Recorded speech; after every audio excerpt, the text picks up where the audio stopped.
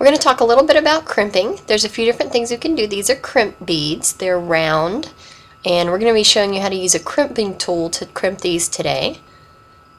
And then these guys are crimp tubes. These are the smallest size of crimp tube, and if you use the tiniest size, you can actually crimp them flat with a pair of chain nose pliers. We're going to start with some beading wire, and what we're going to do is we're going to start by using our crimping tool. So we'll put a crimp bead on the end of our wire, and the way you're going to finish off a necklace is you'll put it through the clasp and then take your wire back through the crimp bead. This creates a loop that goes around your clasp. And you want to tighten it up, but you don't want to tighten it so much that it's going to stress your wire. You want that clasp to move around a little bit.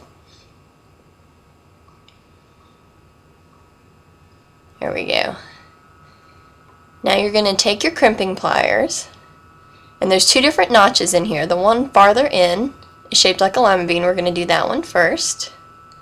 This one's going to give our crimp the correct shape to start the fold. It puts a little notch in the middle. And then we're going to flip it 90 degrees, and we're going to use the first notch, which is just an oval shape. And if all goes well, our crimp should fold across the notch we made with the first crimping we did with our pliers.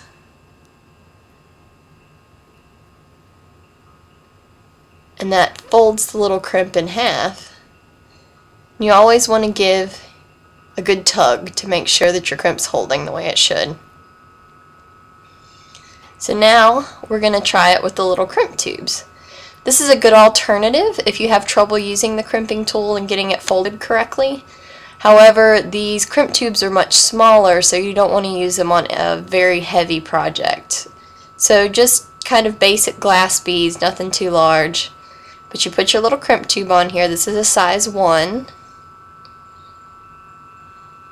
And then we're going to do the same thing we did before. Put your clasp on and go back down through the crimp tube.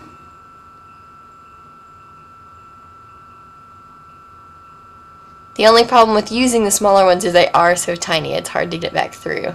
But go ahead and make your little loop. And see, it's still loose. We're going to use our chain nose pliers. They're a little different than needle nose. They're going to be flat and smooth on the inside. And basically all you're going to do is crush your crimp so that it's flat. You don't want to go crazy. You don't want to damage your wire. Give it a good tug and you're all set. And that's how you do the basics of crimping. You can fold or you can crimp flat.